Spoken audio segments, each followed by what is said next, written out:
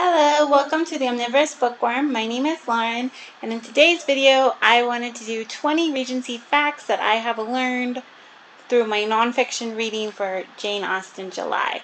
So I'm going to talk about each of my books more in detail, like my nonfiction books, well, all the books that I've read so far in my mid-month check-in. But these are just sort of things that I found interesting that I didn't know or put a finer point on it. So all of these facts came from two different books. The first one was Courtship and Marriage in Jane Austen's World. Number 2, Jane Austen and Regency Life by Maria Grace. And the second one was the Jane Austen Handbook, Proper Life Skills from Regency England by Margaret Sullivan.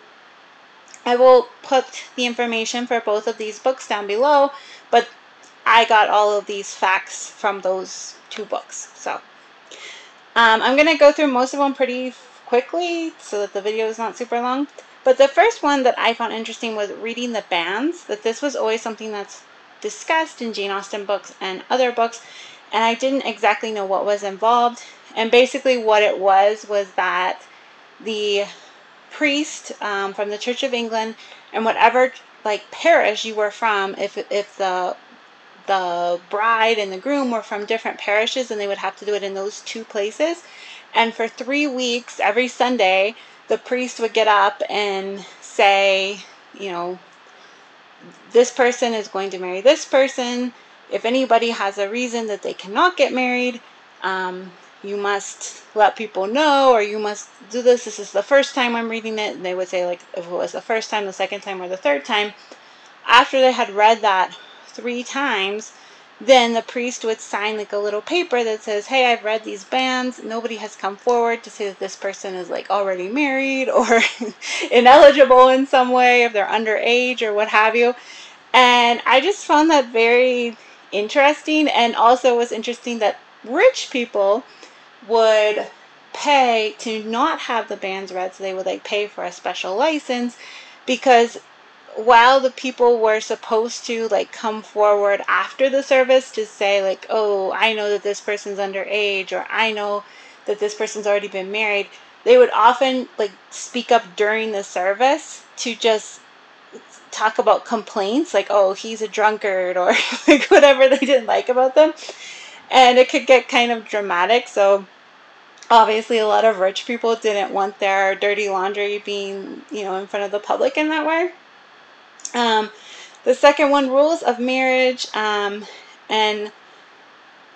like I thought that was just like a cultural thing. So like that they get married in the morning, that there's a breakfast. Like I thought that was just like what people did. Like there was more light, you know, whatever.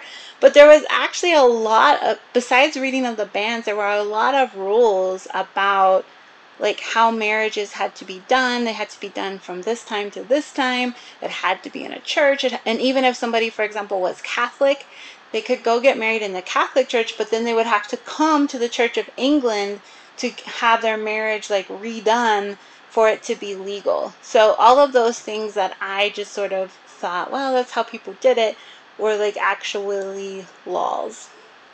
The other, number 3, was like that, you know, in Pride and Prejudice, we know that Lydia goes off to Scotland to elope, which is, you know, well, pretty understood. Like it was sort of like the Vegas, like the US has Vegas, and then at that time the UK had Scotland. That was like the place where a lot of these marriage rules didn't apply, and it was a lot easier. I think you just needed like 2 witnesses to do it. But there were other ways that you could elope, because if you like think that people at that time didn't have a bunch of transportation, it could be more complicated. So one of the ways that people would elope, which I found interesting, was that if they weren't from London, they would go to London and find a place to stay for a couple weeks, because you just needed to live somewhere for 2 weeks for it to count. And then they would, you know, kind of just disappear into this big city, and they would have their residency there for 2 weeks, and then they would have the priest read the bans there. And since it was a big city, nobody would know them. People were less concerned about, you know, country life. Everybody knew everybody in London. It was a lot easier to do stuff like that. And if your parents caught you, like, well, you were already living together. So it was the girl was taking a big risk. But in any elopement, the girl was taking more of the risk than the guy was. Another really interesting one for my number 4 is rule of thumb, which we've all heard of, like the rule of thumb. And that actually comes from a judge, because at that time it was legal for men to physically chastise their wives and their children, but they weren't allowed to be overly harsh. So that's kind of vague, right? So there was a judge who said that a man was not allowed to beat his wife with anything thicker than his thumb. So that became the rule of thumb. So you could beat her with anything that was the width of your thumb or smaller. So interesting. Okay. Number 5 was male. I found this interesting. I don't know why. I know in Mansfield Park they actually talk about this, where Fanny is writing a letter to her brother William, and Edmund put some money under the seal, which was a common way that people could send money, because it was safer there. But the other reason that they would do it was because, like, in our day, we will pay for the package before we send it. But at that time, the receiver had to pay for your letter. And so people would do everything they could to write on one piece of paper, write very small. They would even maybe turn it upside down so you could write in between. And so if you were a rich person writing to a poor person, another way to be nice would be to put money under the seal so that they are not paying the cost for your letter. So I thought that was really interesting. Number 6, the book talked about it. Both of the books talked about how we think about Regency England, Jane Austen time as being very uptight, a lot of rules when it came to matrimony, which from our perspective there are. But at that time,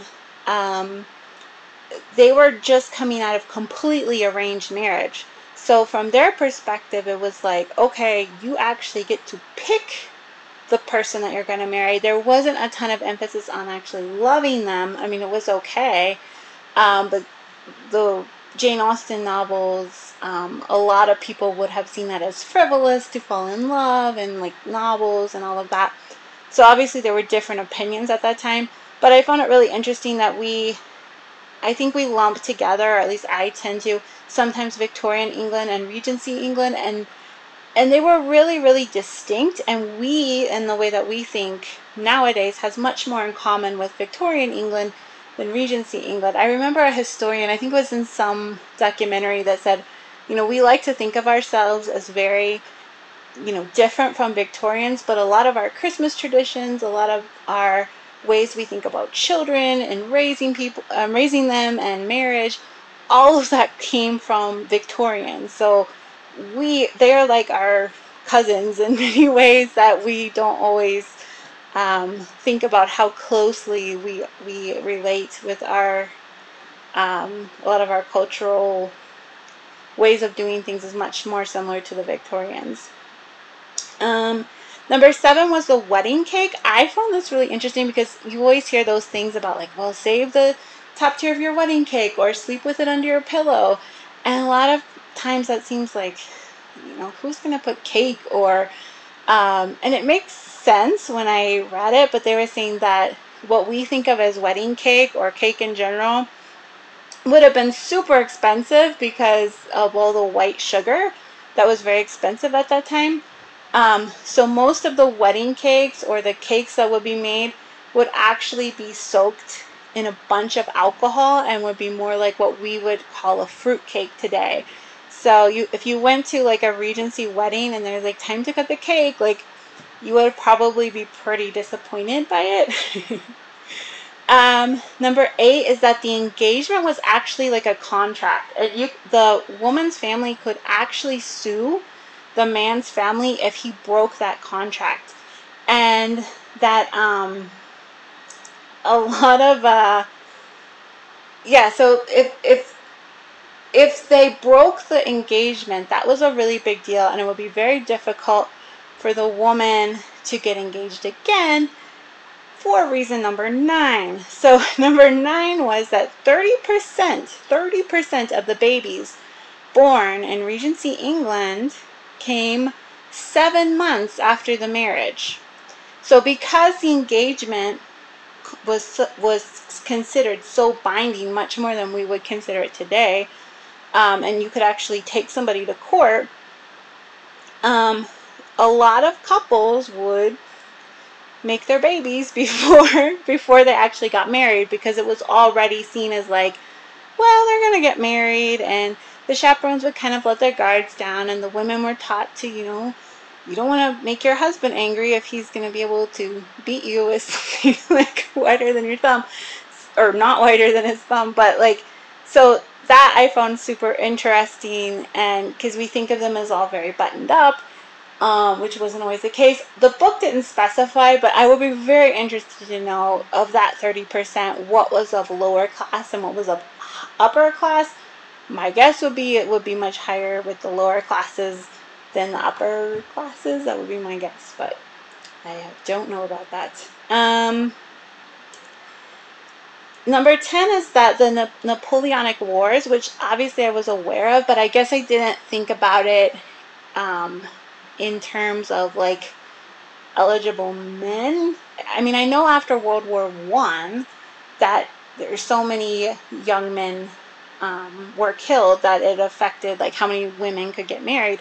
But actually the Napoleonic Wars did the same thing, and that's why there was this increased anxiety in Jane Austen's time, and there were a lot of women who weren't able to get married simply because there just weren't enough men. Like, they had gone to war, they had died, and then obviously they weren't going to have children. So it was like this cumulative effect that there were just less men in general that could be eligible.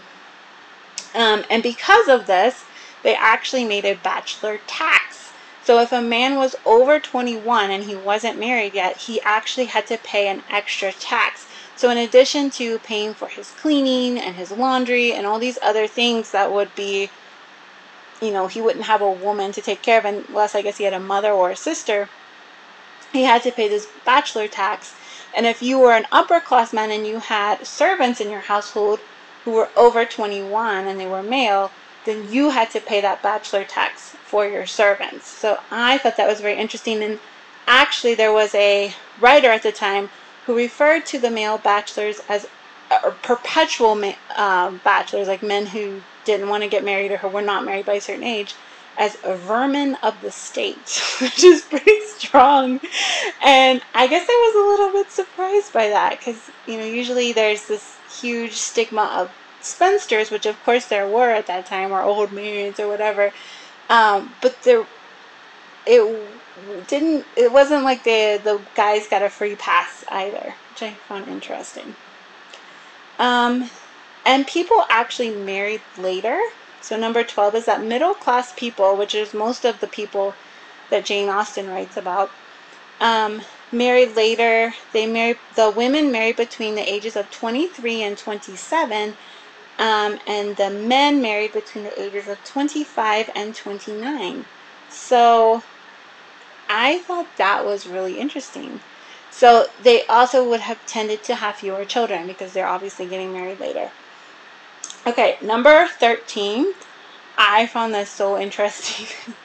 So this is what the book said. So they said that with the invention of the microscope, which didn't happen until the Victorian times, they were able for the first time with the microscope to see the sperm and the eggs, and they found out that the sperm were active and the egg was passive. And so then you get this idea, like that famous quote that I don't know if it's true or not, where Queen Victoria tells her daughter on her wedding night, like, her advice is to lay back and think of England.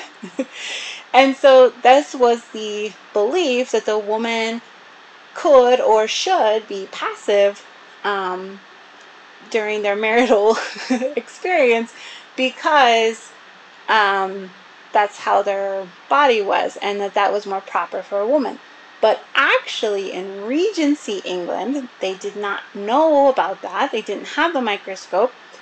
And the belief at that time was that a man made something active and the woman made something active. And they both, in order to make a child, needed to be excited and pleasured and have an exhilarating experience. And so it was very important for the man to make sure that the woman was having that experience. And so there were even like things that were mentioned for men to be like, you need to make sure that your wife is having a good time. So that was very interesting to me and very surprising. This wasn't as surprising, but I thought it was interesting. Number 14 was that with the lower classes, women actually had more access to their money. They tended to marry men who were closer in their age, and they would tend to marry for love because there was no property or anything that they were worried about. And the lower classes also found it kind of not appealing or even similar to how we would think of it to marry their cousins. So they were not marrying their cousins. They thought that was kind of ugh. And the wealthier people was fine to marry their cousins, but they couldn't marry, for example, if the wife died, he could not marry his wife's sister because that was considered incestuous. But his cousin, well, that's fine. And that actually came up a lot more than, because it seems weird, like marry your dead wife's sister, but a lot of times if the woman would die and she had children, her sister would come to help take care of the children with because the men were useless, I guess, when it came to that. And so then he could often fall in love with his wife's sister, but then they couldn't get married because they were like considered family, even though they weren't blood related. So I thought that was interesting. Number 15, I did not realize, I mean, I knew divorce was difficult and I knew that there was social stigma, but I didn't realize how difficult it was. I forget the exact number, but from like 1600 to like 18 whatever when the laws were changed. And I don't know if it was just the UK, if it was all of the UK or it was just England. There was like 347 divorces. Like there was not a lot of divorces. And in order to get a divorce, you literally had to have Parliament like give you a divorce. They had to have a reason and they had to like be able to do that for you. And some of the things that you would have to go through to get that done were very invasive, very difficult. Like you could claim there's different things that you could claim. One of the things that stood out to me was that you could claim that the man was impotent, but in order to do that, they had to be sleeping together for like, I don't know, it was like 2 years. It was quite a while, and never have conceived a child. And people from the court had to go to the man and try to like, get him excited, and he could not respond physically. I'm just like trying to picture that, like how did that happen? Like that would be horrible. Alright, this is like the no, I don't want to think about it. Alright, number 16. When a woman's husband died, so when she would be a widow, she was expected to spend a full year in complete mourning before she could even think about getting remarried. And the reason for that would be to make sure that if she were pregnant, that any baby she would have had with her husband would be born, so that the next man wouldn't be responsible for her husband's child. Like it wouldn't be his heir. And I guess I didn't think about that, like how that would have been a concern at that time. Obviously there weren't pregnancy tests, so like, I mean, it kind of makes sense. I don't think it was a law. I think it was more like a custom, because they said that women who would travel with the military would get remarried really quickly, partially just for practical reasons, because they wouldn't have been able to, once their husband died, they couldn't continue on working with the military. So if they wanted to do that, they needed to get remarried very, very quickly. So I think that was more just custom, tradition, rather than like it wasn't a law or anything like that. Number 17. This I found very interesting, not completely surprising, but it was interesting. They said estimates suggest that as much as 15 of the population of Paris and London had both syphilis and gonorrhea, but proportions were higher among the elite circles, and they believed that it came from women. So I thought this was really interesting. So obviously the richer men have the money and they're not marrying for love, so they are going around having mistresses or whatever they can afford or what they want to do. So 15% of the population had syphilis and gonorrhea, but they didn't understand how they were getting that, and the doctors at this time believed that the women could spontaneously create these diseases in their body, and then they would give them to their husband. So I just was like, how is this happening in these women's bodies that they're just like creating these things that they're giving to their husbands? It's never the husbands. Never the husbands. All right, 18. I saw this on Blatantly Bookish, so I was like, made me happy, but I did not realize like how important like the needlework and the embroidery were, because textiles were so expensive. If you wanted to embellish anything, women were just constantly doing needlework, and they would have their like plain sewing that they would do, and then if somebody came over to visit them who wasn't a close family friend or someone they didn't know or someone they wanted to impress, they would like put it down really fast and get their like embroidery, and they would embroider everything. Like everything was embroidered. Their clothes, everything was very, had to be made more ornate and more beautiful, and you couldn't just sit there and like be lazy. Like, and it reminds me in like Mansfield Park, there's a scene where like Fanny has a headache and she's laying down, and her Aunt Norris is like chastising her, like, oh, you're so lazy to lay on the couch, and you should be sewing with us, and if you don't have any sewing, I'll give it to you. It's like, oh my gosh, I would have been horrible. Oh my gosh, I would have had like either plain clothes or just very crazy. It's like I can't see well, so like my embroidery would be horrible. All right. 19 is just how expensive, like we think now like labor from people is very expensive, but the actual things are usually pretty cheap or affordable, or at least you can find a cheap or affordable version of it. But things like clothes were just so expensive, and it reminds me, I think, of, there was one costumer who was talking about how we don't have a lot of like normal clothes from this time, or from like the 19th century in general, because everything was just used to death and reused. And once the dress was like really old, then you would take it apart and make something else out of it. And also like in Mansfield Park, when they're making this curtain for their play, it's a big deal about the curtain. And I feel like nowadays that would not have been, like, you just buy the curtain, right? And like obviously maybe you could hem it or something, but everything was made to be a big deal about the curtain, because obviously they had to stitch it by hand, but also just the material would have been expensive. And then and then the aunt is like, oh, I need this material. And then 19, this also, or no, 20, sorry. This also comes up in Mansfield Park, which I'm reading now for Jane Austen July, so I don't know, I'm trying to think about the other ones. It's been so long. It was really common, so like in Mansfield Park, when Maria gets married, her sister Julia comes on the honeymoon, and that was normal. So if you would get married, just like how we would think like you would have a like maid of honor, it might not be the maid of honor, but just that same idea, you would bring your sister or your best friend, or somebody would come with you on your honeymoon on the woman's side, so that you could, go shopping or do whatever you had to do that maybe your husband didn't want to do with you.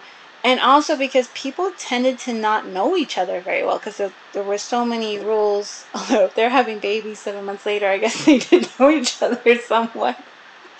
But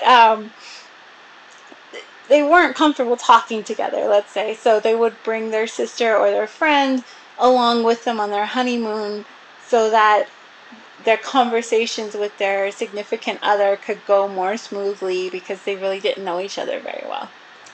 So those are my 20 facts about Regency England that I found interesting from my nonfiction reading for Jane Austen July. So hopefully you found them interesting as well. Please let me know down below if you have any interesting facts that you would like to share, because I would love to hear. I just find all of that stuff very fascinating. So let me know. Please like and subscribe because I'm a new channel and every subscriber is very much appreciated. So I will see you next time. Bye-bye.